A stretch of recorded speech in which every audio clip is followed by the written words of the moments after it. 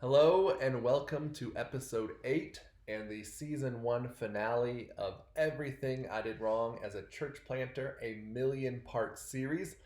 I'm Logan Wolf. I'm sitting here in my office in Provo, Utah, and today I am joined by my wife, Grayson. Grayson, how are you doing? Hello. Why is this particular recording unique? Well, we just sat here for 45 minutes and filmed a whole podcast, and someone didn't have the audio set up. So this is take 2 of the finale. We wasted precious Grayson is on spring break this week, and so I apologize. That was nap time. So this episode will probably be a little shorter then because we worked out all the stuff, kinks and stuff on the front end. So, all right, this basically is, if you're joining us for the first time, man, glad to have you. This podcast, we're looking back over the last 12 years of ministry, and our ministry has taken a bunch of different forms during that time. We started as a mobile church in the conference center of a hotel. We navigated a church merger. We absorbed another ministry, became multi-site with buildings and staff in 2 different counties. And then 4 years ago, just over 4 years ago, we offloaded all that structure and became a network of house churches now doing ministry across the state and even outside of Utah. And so the purpose of this podcast is, as we talk through that, to kind of help you ask questions as you're preparing, maybe to save you some of the frustration and the missteps, the heartache that we've gone through, as well as just saving you the time, energy, and money, not having to reinvent the wheel. So this is, I feel like the last 7 episodes, we have covered the big mistakes that we made prior to moving to Utah, that season before we ever arrived. If you listen to those episodes, obviously during them, there's a bunch of smaller mistakes that are connected, and we talk through those as well. But I thought here, episode 8, kind of bring that season to a close, season of, not just of that season of life and ministry, but even this first season of the podcast, before we start talking about what happened once we got here. We hit the ground running, the preview services, the grand opening services, a mobile church, those first 5 years. So I wanted Grayson to come on and maybe share a little bit just of your personal story and coming to faith and then church planting is introduced. Sure. And then I'd like to just recap these episodes and get some of your thoughts. So. Okay. Right. She's laughing because we've already done this. So, okay. So try to do it just as convincingly and passionately the first time. I don't know. I was pretty charming. It was. I'm really upset. So if she comes across like indifferent and you're like, wow, man, she's really not into this, it's because we just did this and we're frustrated. So, okay. Grayson, go right ahead.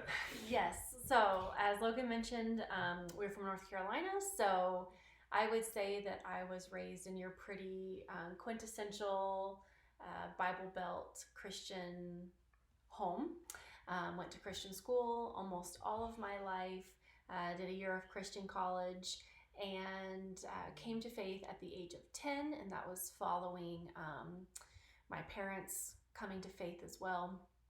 And we were all baptized together on the same day, and met Logan in my sophomore or junior year of high school. We started going to church together, and that's when I met him and his family there. But like I said, overall, a pretty normalized, what you would see a lot in the area that we were raised. So we met at church. Our families started going to the same church that my family was going to. And of course, I mentioned in the previous episodes that actually was a church plant itself. Maybe explain or kind of your understanding of what church planting was growing up, then coming like now, not just your understanding of it, but then now taking that title.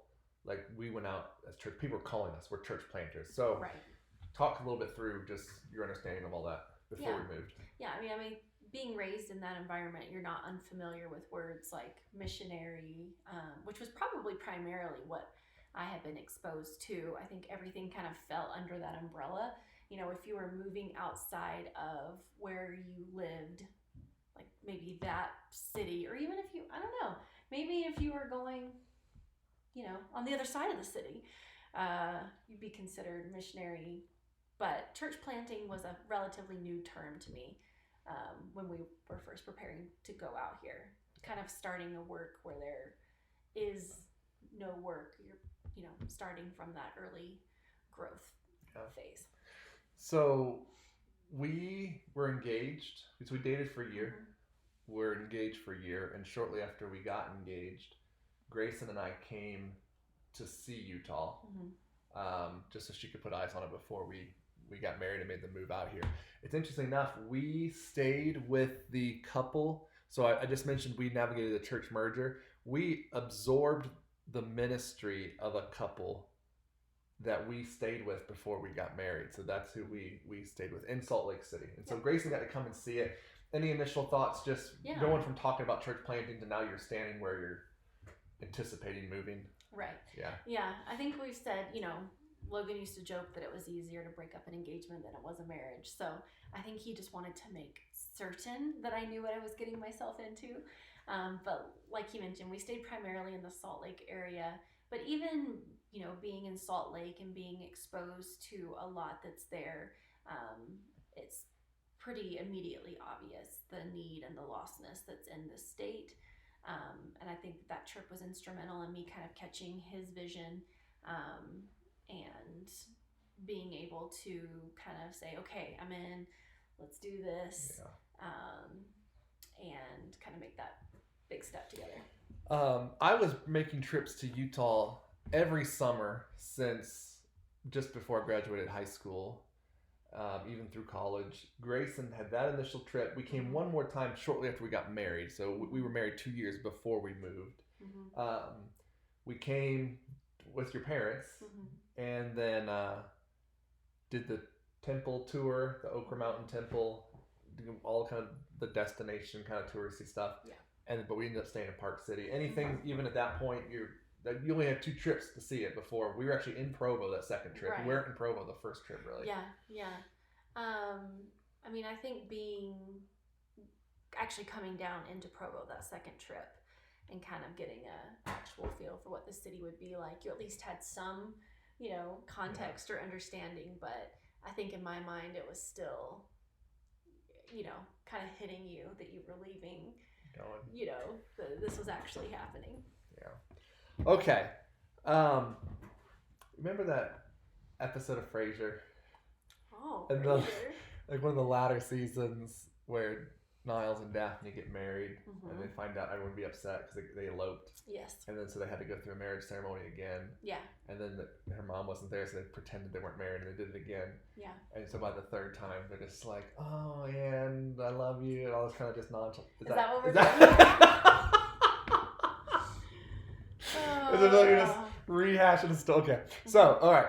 I asked. So Grayson has listened to the previous 7 episodes.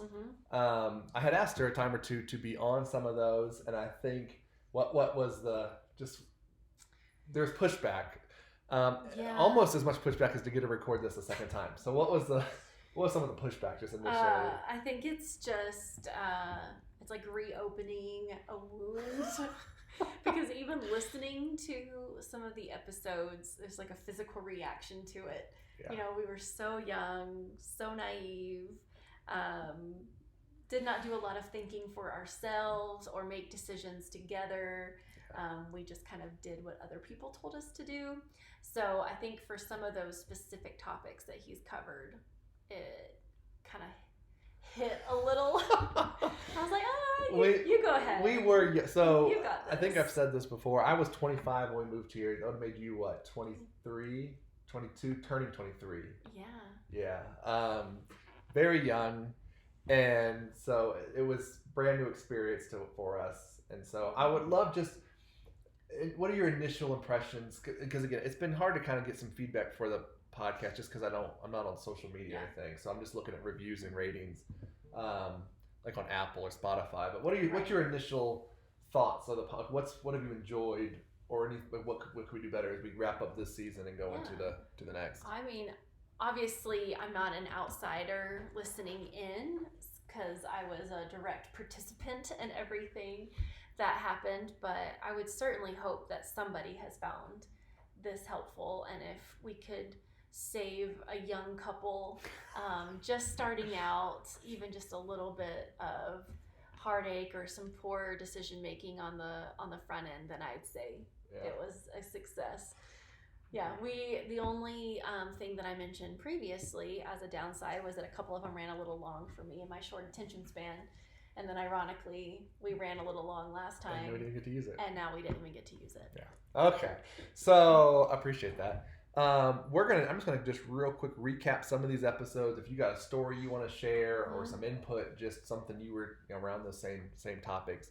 I'm just curious. Even before we didn't ask this last time, what was your favorite episode in the first? Like, you got 7 episodes. Is there one that you found particularly helpful, enlightening? I mean, I don't know if it's helpful for you. You were there. You're right. But enjoyable, maybe entertaining. I don't know. I did enjoy the first one you did with Isaac. Okay. Episode 6. Episode 6. I think that one sticks out. Was that the checklist? No, that's that's episode 7. What was episode 6 is about the church planting teams. Oh, okay. Yeah. The one where you're kind of recounting everything that we used to do every single Sunday to set up for church. Whew. Yeah. Yeah. But no, I enjoyed that one. I mean, I think you came in strong right out of the gate. I think you can't do anything, or none of the other episodes I think will mean anything to you until you understand, personally. Oh, ecclesiology, what church is. What church is. So that is episode. So the 7 big mistakes that we cover this season. Episode 1, I did not have a biblical ecclesiology. Mm-hmm. I didn't know what church was. Yeah. In fact, that wasn't even until recent years that we actually wrestled with that scripturally. Mm-hmm. What does the Bible say? I'm sure it just parallels in our experience growing up in existing traditional churches, where church is this is church. We're sitting there, right? You show up to a place, talk for a few minutes. Yeah. Do the whole traditional. I kid you not, growing up, when I would read the epistles, I would imagine like Paul standing in front in a pulpit with everyone sitting in rows in front of him, and him kind of like just reading his manuscript to him. Hymnal. Yeah, here's the songs, hymns, and spiritual songs, Volume 1. And so that's what my mind church was, and so not now. There's elements there that those are things church do, but I think I was more attached to that form, that the form is what church is rather than what the function. Yeah. So to your point, I think if you don't have it nailed down biblically what a church is, you're always going to chase after some preferential form, or tradition instead of playing it out biblically. Well, and most of us in America don't question the American church. That's been replicated for hundreds of years in this country, and that's just kind of what we know to do. But really diving in and learning about the Acts 2 church, you don't see a lot of those structures and systems, and not necessarily that they're wrong, but I think some key components of those are left out, which is what we were. Right, and I think that's the reason your ecclesiology, I think, needs to be grounded in Scripture for the purpose of when you hold that up and say, am I trying to, if it's biblical, it'll transcend methodologies, it'll transcend cultures and times, right? It's a biblical principle. But the reason to have it grounded in Scripture is to say, am I trying to hold on to something else that may not actually, connect to or align with a biblical ecclesiology. And so it's a good way to evaluate, I think, traditions and preferences and those kind of things, and how much of this does this medium, does this structure, does it support what I know biblically to be true. And so I think giving space to that. Again, Grayson and I both have just within recent years walked through that, and then walking through it with other brothers and sisters. And it brings up, you did things you didn't even realize you were holding to that weren't, things you just, they just clutter your mind and your heart, and you don't realize that's what it's doing. Yeah. So that was episode 1. Episode 2 was, I did not know how to make a disciple. Now you shared just a little bit ago in the episode that you actually received some training and equipping for evangelism. I mean, I knew how to share my faith. And what was that? Just kind of the format we use kind of walked through the Romans Road, which I think is a very common, very popular way to engage and share the gospel in a succinct way.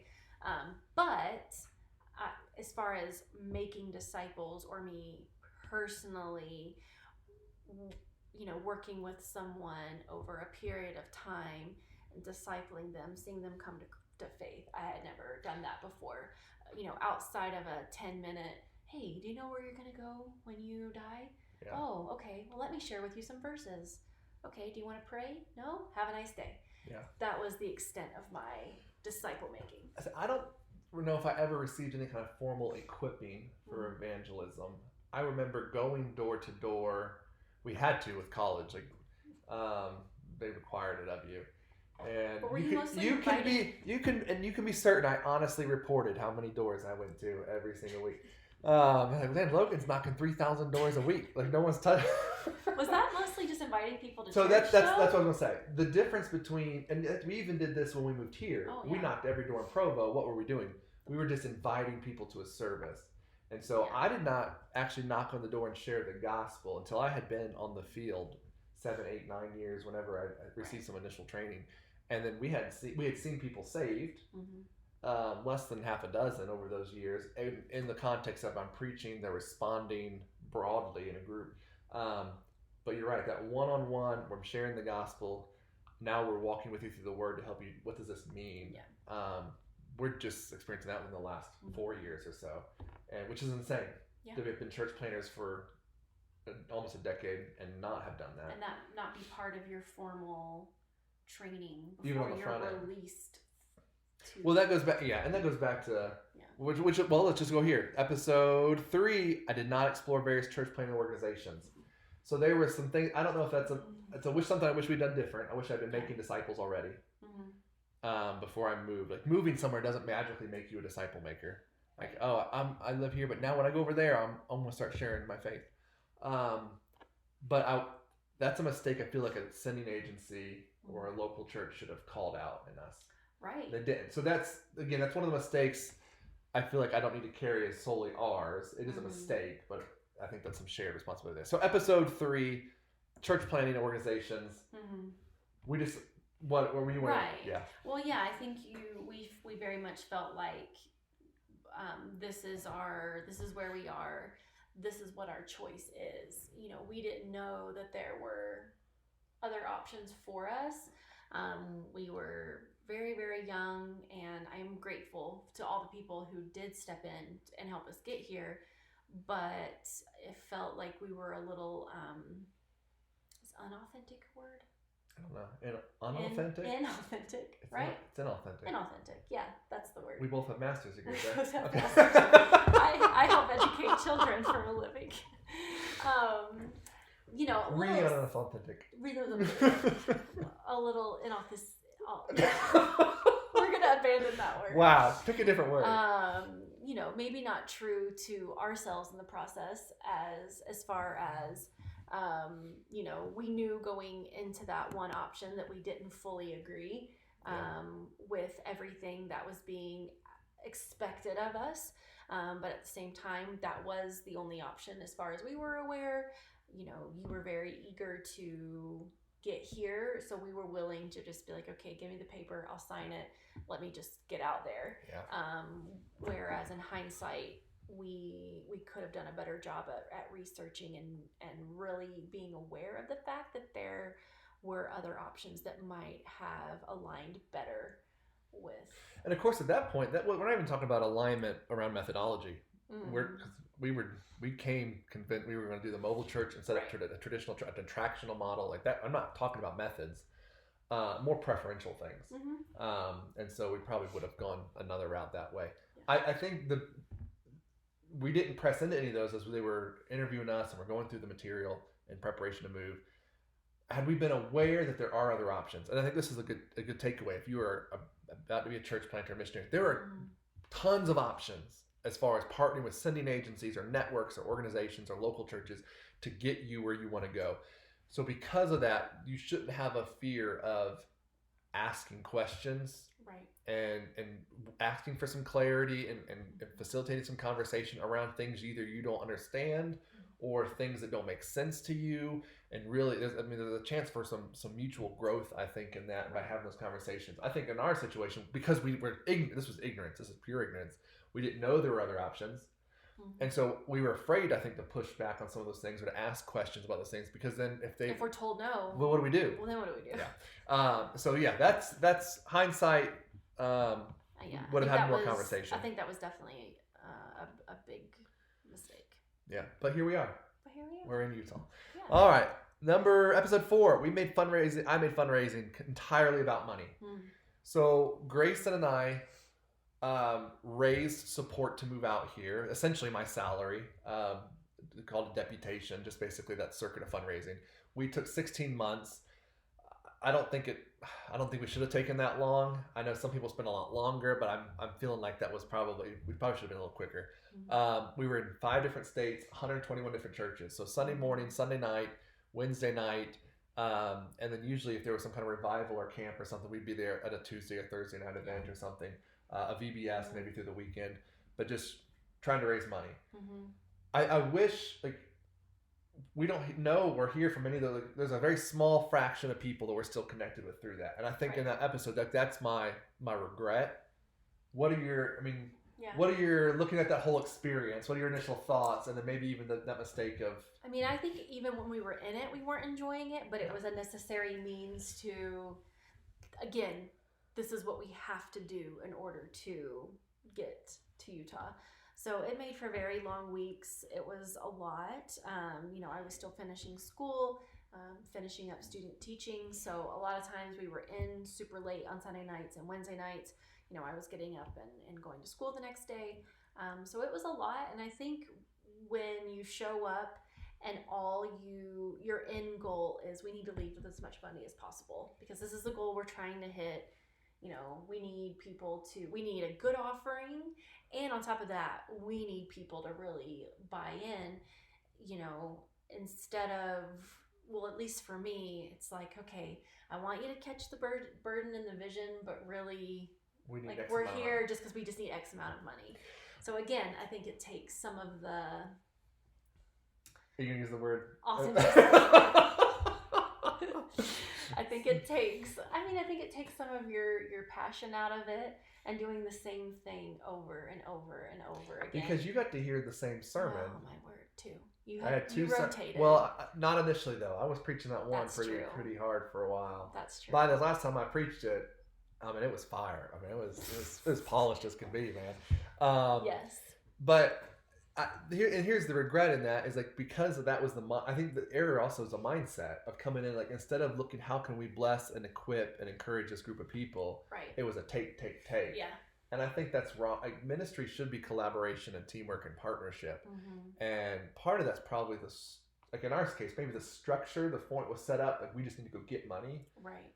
But man, in that particular episode, I share there's some things I wish I had played out, ways to partner with others, and we're still exploring that now. I'm still on support, raising support for my salary. We should do a whole episode in season 2 of just hilarious situations that we found ourselves in on deputation. That should be because not really a mistake. That should be a bonus episode. That's not a mistake. Those are just, we picked a church out of a book, called them. They said we could come, and we show up and there's like outhouses. Yeah, it's crazy. Okay, what we'll do is we'll do just a bonus episode that's not a mistake. We have stories, obviously. Anyone who's done any kind of fundraising, you have stories. You have stories, so we've got stories, but that would be hilarious. It'd probably be funny, and then it probably would be the anxiety-inducing. Oh. Okay. Yeah. The next episode 5. I didn't clarify the role of our home church. So Grace and I said we met at church. We grew up in the same church. We were married in that We church. married at that church. That was our home church. I was on staff there. I interned there, and then I was on staff there once we got married. And then that was when we transitioned to raising support. That's where we would come back, after we kind of partnered with the sending agency, I feel like that kind of fell off. And so in that episode, I talk about how a lot of relational conflict and frustration comes out of uncommunicated expectations. Yeah.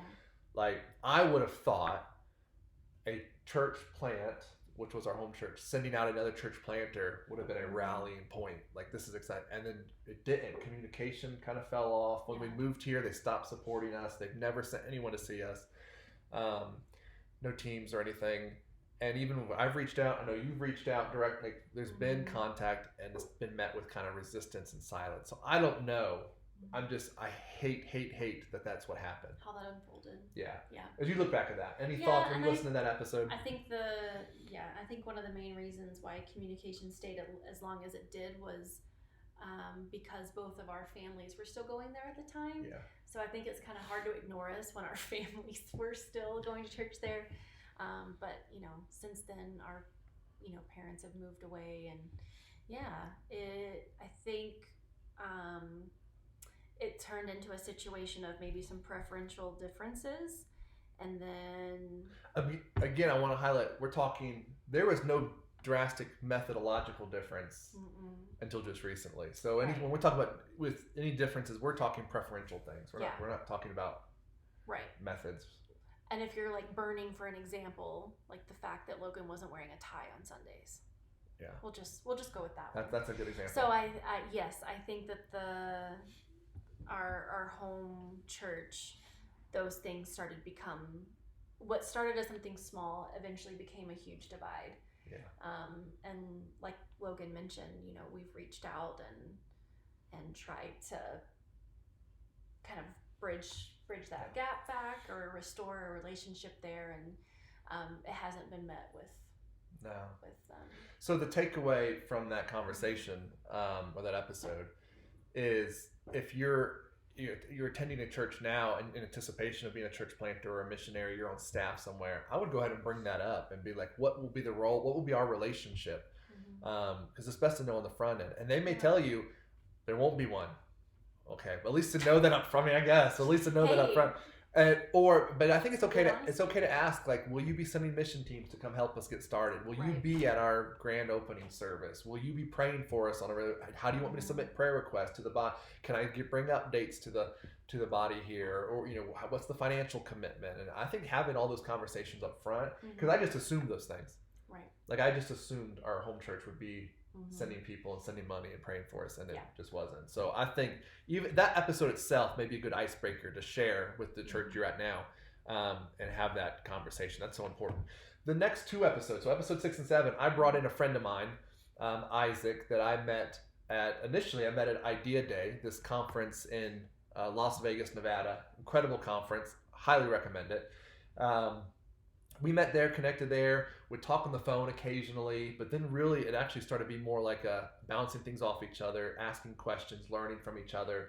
And I've got to go out to see Isaac specifically on some trips, ministry trips to California, where he's at. So we've been talking a lot more frequently, and his story paralleled ours so much, to the point of they've been in California the same amount of time. From a very conservative background. It's just comforting to know there were others. There were other people. While they're struggling. He was asking some of the same questions we were asking, figuring those things out. It led to some changes in ministry, changes in priorities, changes in schedule. And we're still in the throes. So I brought him on the last two episodes, which you said you've enjoyed those give and take kind of conversations. So episode 6 was, we didn't assemble a church planting team. Yeah. Isaac and his wife, you and me, both came out by ourselves. Yeah. So, and again, we didn't know any better, and our sending agency didn't speak into that and say, we feel like it's unwise for two very young people in their early 20s to take off across the country by themselves with no support system. Nobody had had the wherewithal to tell us, hey, we could see you guys getting depressed. We could see this is a little more pointed than the first time. This is not going well. I've had time to think about it. So they let us just take off. Again, I'm 25. She's 22, turning 23 when we moved here. Yeah, something like that. Yeah. So yes, we moved here by ourselves. We had asked, we had said the whole time on deputation, pray about joining us. No takers. Apparently, people think Utah is just, the worst thing ever. It's still America. Which it might be, because it's April 4th and I'm looking at a snowstorm outside. It has been snowing for 2 days now. Maybe this is why people didn't want to move. It's so cold. We have our answer. It is so cold. So again, I think if somebody maybe would have earnestly sat us down and helped us understand that we needed to be cautious you might have listened. He was Right. also very determined I was just ready. to get Yeah. just to get out here. But that first year, not having any community and not having, co-laborers, Which it's was contrary. challenging. It was not smart relationally, emotionally. Like No. it was not good for us. Mm. And it's against the biblical pattern. Like I'm running through a study right now with a brother in California, not Isaac, another brother, and a brother in Arkansas, and we're doing this every week and just looking at the teaming aspect in the Book of Acts. And there's no like God's calling individuals to different work, but there's this collaborate, like they're together. Yeah. And we kind of spurned that, I think, to our detriment. So, and it didn't seem like, not only did they not say, hey, Logan Grayson, let's put a pause on this until we get you some, good help. There didn't seem to be any help engaging people for us. Like we were the ones doing all the asking, where you think of like an agency, they're kind of working with you and for you as well. There was no, not that I'm aware of, there was no, let's find Logan and Grayson some co-laborers. Yeah. It was kind of all left to us. And then when the move date was getting closer, it was like, well, you tried. Here's $20 yes. for food in the airport. Have a nice day. And we had, and I share in that episode, so I won't recount it now. We had a number of people come to help, and I'm using that's an italicized word or an asterisk on the backside of it. It's an air quotes, yeah.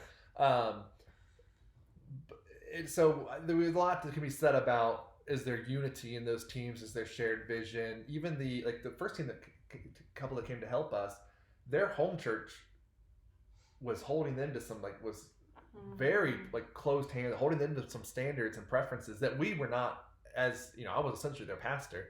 We were not holding to those standards here, and so you had some voice from 2,200 miles away, kind of like trying to dictate some things. And so again, uncommunicated expectations, uncommunicated, didn't define roles of the home churches. Like there's a lot could have been done there with the teaming aspect. And now, of course, man, we co-laborers and teammates have come up from the harvest. Like there's people we've seen saved and baptized are now running with us in deep relationships of others that have come alongside of us in Provo and in the network as a whole, and then even spilling outside. And I even look back and we talk mistakes that we've made, but I think to some degree too, well, not some degree, this is a biblical fact, that God had a plan for all of that, right? And so you look back and think, well, maybe would we appreciate what we have now? Yeah.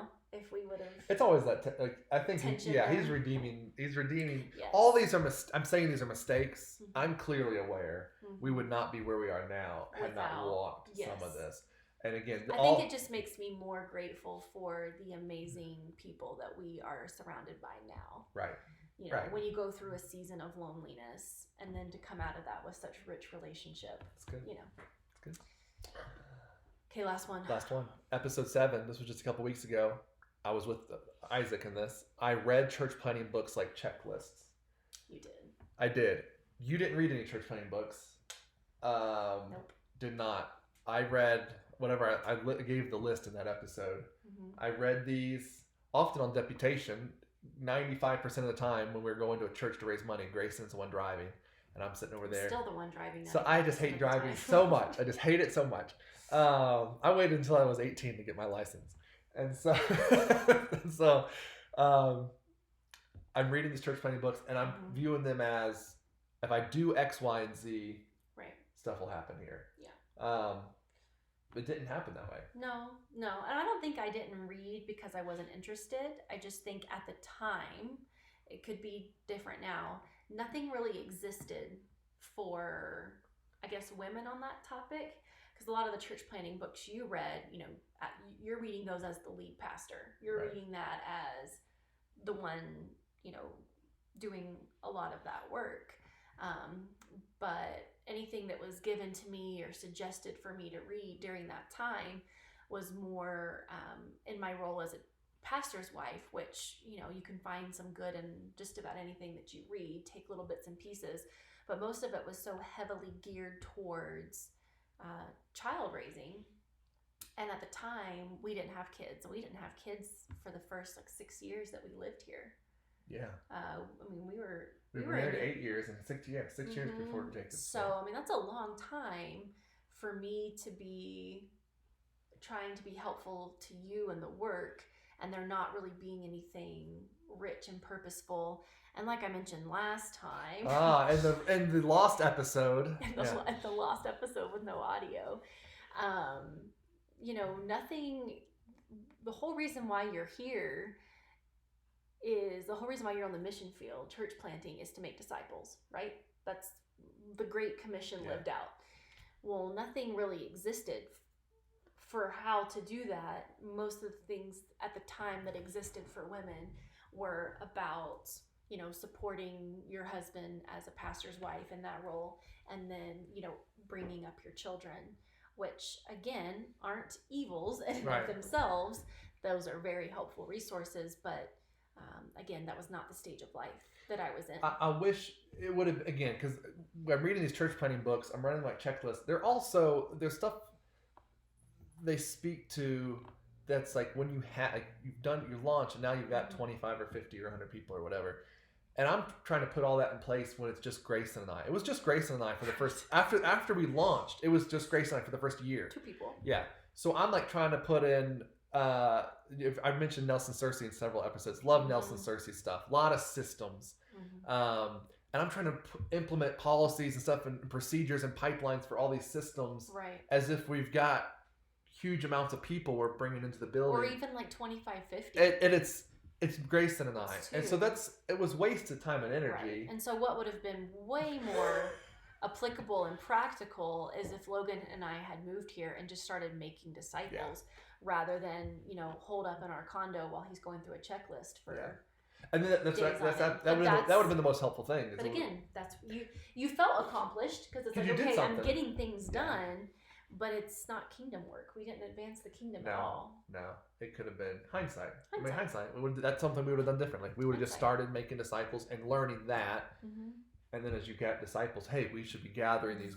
Now we have a church. We should be beginning to think through some of this. So, any other thoughts, comments about season 1 of the podcast? No, it was good. I'm excited for season 2. I am too. And so in season 2, the plan is to begin addressing the phase of life and ministry as we prepare to launch. So moving in, getting acclimated, this preview services, some of the resources we were looking at, and then preparing for that grand opening launch service. I think that will encompass season 2. Yeah.